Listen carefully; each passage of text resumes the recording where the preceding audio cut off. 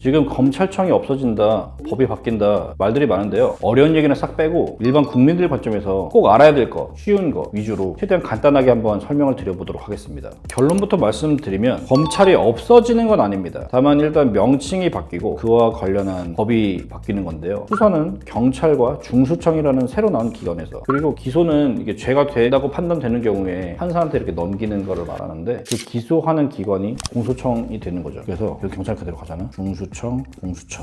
여기서 수사하고 여기서 기소한다는 거야. 경찰이 죄가 된다고 판단이 되면 송치를 하잖아. 송치를 하면 보고, 그리고 이거 다시 조사해야 될 것 같은데, 수사를 보완해야 될 것 같은데 그러면 보완 수사 요구를 하기도 하고, 아니면 직접 수사를 하기도 하고, 뭐 이렇게 좀 일들을 했었는데, 근데 바뀐 이후에는 검찰이 직접 수사하는 거는 이제 없어진 거죠. 앞에는 똑같습니다. 그러니까 이제 검찰이 빠진 게 뭐냐 하면 직접 수사를 하는 거, 그리고 보완 수사를 하는 거, 이제 요게 빠진 거죠. 근데 경찰이 해온 거를 보고 다시 해와, 이렇게는 할 수 있지만 검찰이 직접 수사를 할 수는 없게 되었습니다. 지금 이게 10월 달부터 전체적으로 바뀔 거잖아요. 지금까지 검토한 바로는 그렇습니다. 그럼 중수청은 뭘 하죠? 중수청은 이제 중대범죄를 수사하는 거, 부패, 뭐 선거, 내란, 외환, 이런 진짜 중대한 거 있잖아요. 그런 경우에는 할 수 있다. 그런 기관인 거죠. 그러니까 이게 이제 우리 국민들이 쉽게 접할 수 있는 범죄와는 좀 거리가 멀다 보니까 중수청 부분은 크게 신경을 쓰지 않으셔도 될 것 같습니다. 검사회가 너무 권력이나 힘이 집중돼 있다. 그래서 그걸 뺀다는 취지인 것 같아요. 제 생각에는 정말 크게 검찰의 역할이 바뀌게 됩니다. 알기 쉽게 말씀드리면 심판인데, 심판이 제가 잘못한 것도 판단하고 그다음에 레드카드, 옐로카드를 주잖아. 이제 잘못한 걸 판단하는 기관은 이제 영상 판독기가 하고, 심판은 이제 거기서 카드 꺼낼지만 선택하는, 뭐 이렇게 되는 거죠. 그렇게 이해하면 될 것 같아. 피해자 입장에서 장점과 단점 달라지는 거. 피해자 입장에서의 일단 장점을 말씀드리자면, 경찰이 이게 죄가 안 된다 해가지고 이제 불송치를 때렸어. 그러면 이의 신청이라는 걸 해야 되는데 기간에 그런 제한 같은 게 없었거든요. 경찰이 그걸 몇 달 내에 처리해야 된다 이런 게 없었어요. 이제 생겼죠. 피해자 입장에서는 내가 고소를 하면 제일 답답한 게 이거야. 이게 어떻게 처리가 되고 있지? 왜 안 넘어가고 있지? 이런 게 되게 불만도 많으시고 고민도 많으시고 하시는데, 그런 게 조금 절차가 빨리 흘러갈 가능성이 높다. 제일 바뀐 건 이거야. 요거 많이 바뀌었어요. 불송치 되면 이의 신청을 하거나 안 하거나 이렇게만 됐었는데, 그때 열람 등사를 신청할 수 있어. 수사 기록에 대해서. 원래 없었거든요. 그러니까 열람 등사는 뭐였냐면, 피고인이면 상대방은 피해자가 아니라 경찰, 검찰이었어, 법적으로. 그래서 이때 막 투닥투닥 싸우다가 기소하면 재판부로 넘어가고 이제 심판한테 넘어가면, 그때 수사기관, 내 상대방이 뭐라고 그동안 조사했는지를 열람 등사를 할 수 있었거든. 그때 볼 수 있었는데, 이제는 재판에 넘어가지 않아도 그 기록을 볼 수 있다. 얘는 어떻게 수사를 했고 왜 불송치 났는지를 볼 수 있다는 거죠. 그리고 이것도 있어. 수사가 6개월 이상 그냥 지연돼서 멈춰 있으면 그 수사관을 교체해달라고 요청할 수가 있게 됐어요. 이런 거는 분명히 장점일 수 있겠죠.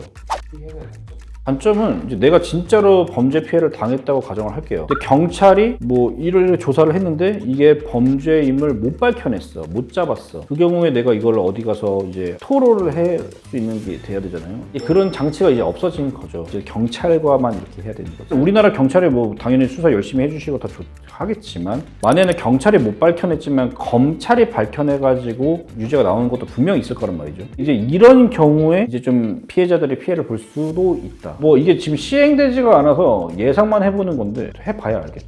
헌법에 명시된 게 아니라 법이 계속 바뀌잖아. 이대로 끝나진 않을 것 같습니다. 예를 들어 부동산 임대차 보호법, 뭐 3법에서 나오면 또 뭐 계약갱신 뭐 생기고 또 생기고 막 생기잖아, 계속 그 부차적인 것들이. 근데 모든 그런 변화는 문제들이 있잖아. 그러니까 뭐 수정 보완되지 않을까? 그러니까 이런 거 있어요. 진짜 복잡하고 골머리 썩는 사건들이 있거든요. 정말 읽어도 이게 무슨 말인지 모르겠고 진짜 어려운 것들이 있어. 이게 경찰과 검찰의 수사력이 과연 동등할 것이냐? 여기에 나는 사실 조금 의문이 꽤 있죠. 그러니까 막 엄청 어려운 사건이 있어요. 뭐 가상화폐, 뭐 투자 사기, 이런 막 되게 복잡하게 꼬아는 게 있어. 아직 그거를 처벌할 입법이 마련되지 않은 신종 사기라던가 신종 범죄 이런 게 있을 수 있거든. 그 이제 검찰이 수사를 정확하게 하겠죠.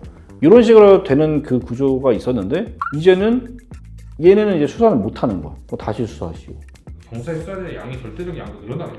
그것도 지금 문제인 거지. 이걸 갑자기 수사의 인력이 확충이 되고 전문성이 확보가 된 상태에서 바꾼 것이냐? 이게 준비가 지금 되어 있느냐? 이제 아닌 것 같다는 거죠. 그래서 이제 국민 입장에서는 앞으로 뭐가 중요해지냐. 이제 경찰 수사 단계부터 엄청 철저하게 준비를 해야 한다. 이제 변호사들은 막 신났다 배부르게 됐다라는 뭐 이상한 얘기들이 꽤 있어요. 솔직히 말씀드리면 저는 이제 뭐 변호사의 조례 필요하다 아니다 확실하게 말씀드리는 편인데 이 현재 상태가 유지된다라고 하면 변호사의 조력이 엄청나게 필요해지겠죠. 그리고 또 변호사들도 그거를 기화로 엄청 공격적으로 막 마케팅을 할 거야. 가해자든 피해자든 경찰 단계에서부터 철두철미하게 하는 게 좋죠. 이제 마무리를 해야 될 텐데 저는 솔직히 뭐 검찰의 조직에 뭐 힘을 빼야 된다, 균형을 맞춰야 된다 이런 뭐 정치적인 문제는 차치하고 왜 이런 형태로 바꿨는지에 대해서는 사실 조금 의문이고요. 제도적인 보완이 있지 않으면 분명한 피해가 생긴다. 정말 뭐 이해는 안 됩니다.